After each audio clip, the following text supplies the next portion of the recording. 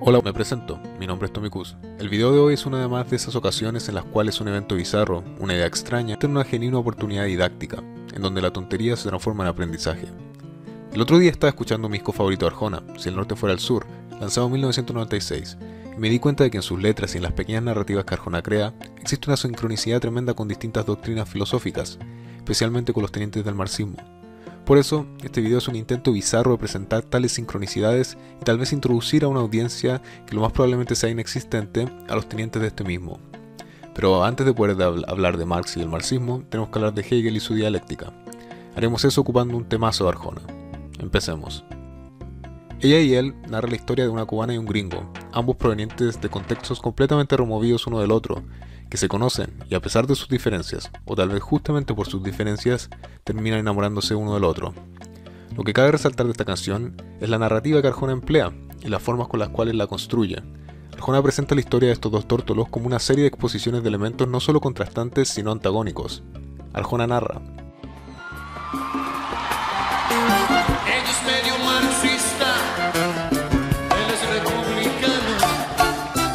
Ella quiere ser artista, él odia a los cubanos.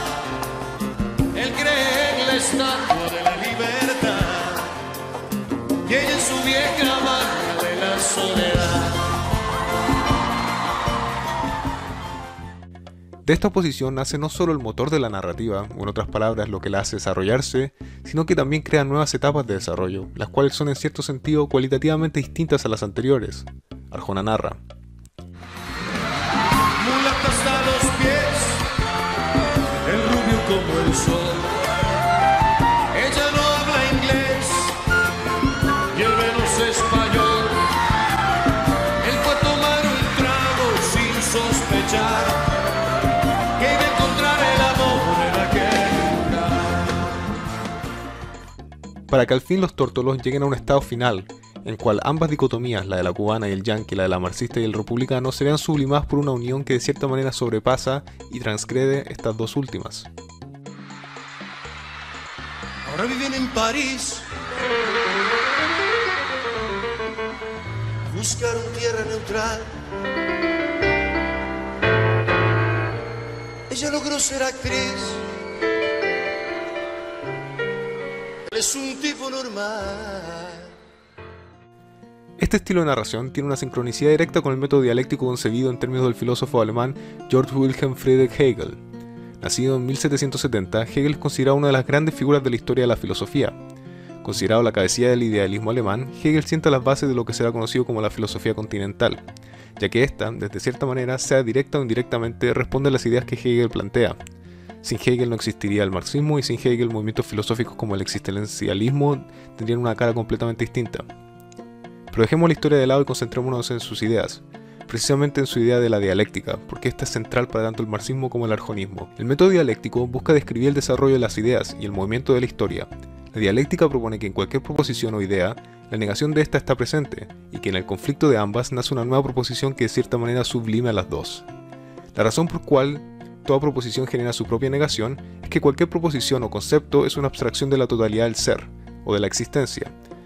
Una abstracción es una conceptualización de la cual generalidades son creadas para describir un mundo infinitivamente complejo. En este sentido, una abstracción es un intento de reemplazar los detalles por generalidades que hacen a la realidad más entendible.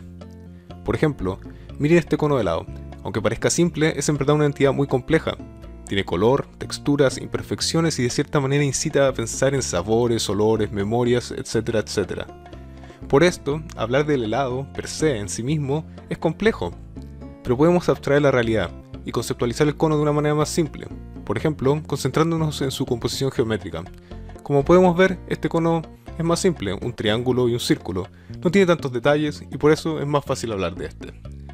Pero pasa algo, como los conceptos son abstracciones, estos no pueden sino ser parciales, hemos dejado cosas de lado para simplificarlos.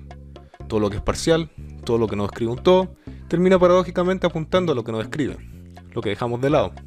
Por ejemplo, si yo te explico qué es lo que es una manzana y tú comprendes lo que te digo, al mismo tiempo te expliqué, de cierta manera, qué es lo que significa no ser una manzana. De esta manera todo concepto demarca a todo lo que éste no constituye. En este sentido, Afirmar algo, crear un concepto, crea en sí mismo o remarca las limitaciones y a todo lo que el concepto no aplica.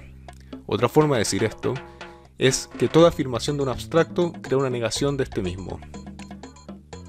Al descubrir que nuestra concepción de la realidad es negada, nos damos cuenta de que nuestra abstracción no va a ser suficiente al momento de explicar la realidad. Su negación nos demuestra que ésta es insuficiente, pero de manera similar, la negación también es insuficiente, ya que ésta no describe un todo, no describe a lo que está negando.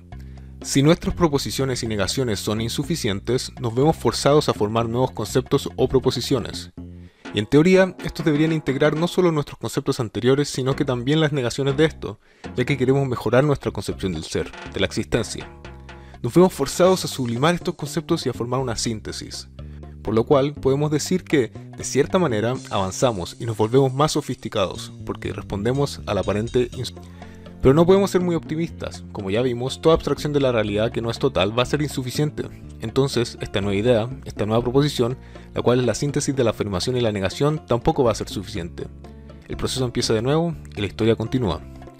Arjona se da cuenta de esto y emplea la dialéctica al crear sus canciones. En ella y él, varias abstracciones son presentadas, la idea de la cubana, la marxista, etc., y sus respectivas negaciones, el gringo y el republicano. Arjona nos muestra que para cada uno de estos conceptos existe un concepto que de cierta manera lo opone e intenta negar a lo que este representa. Mientras muchos llaman a Arjona cliché por ocupar yuxtaposiciones seguidas por más yuxtaposiciones, una escuchada generosa nos deja ver que esto tiene un propósito y que de cierta manera refleja el rol del desarrollo de las ideas.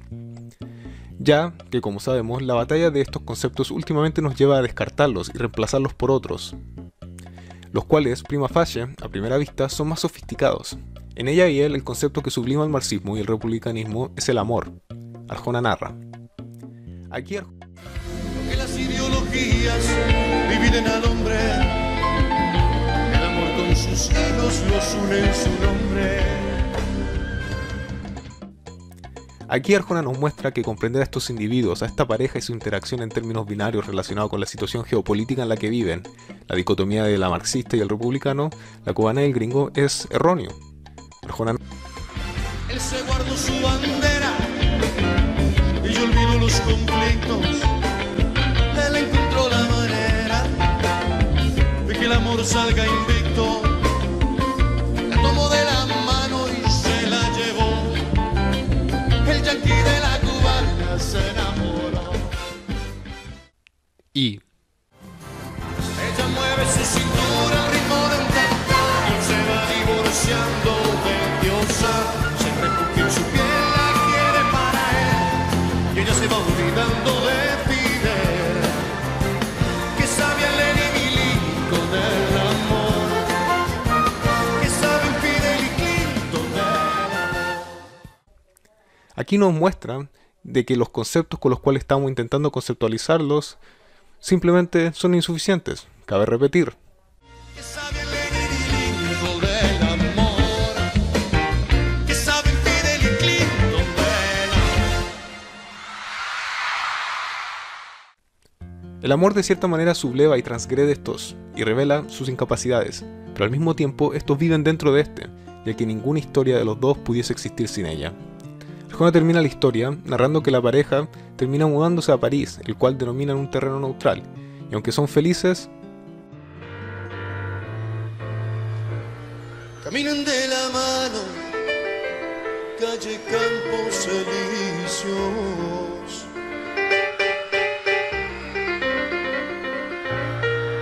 Como quien se burla del planeta y sus vicios.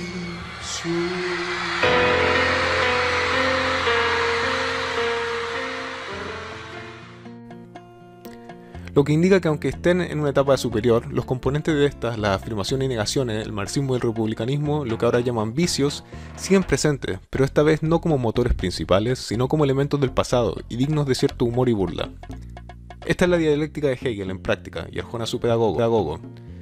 Esto será todo por hoy. Como ya he adelantado, en el próximo episodio de Aprendiendo Filosofía con Arjona, hablaremos de Marx y el marxismo. Los conceptos aprendidos hoy serán de mucha utilidad para llevar a cabo esto.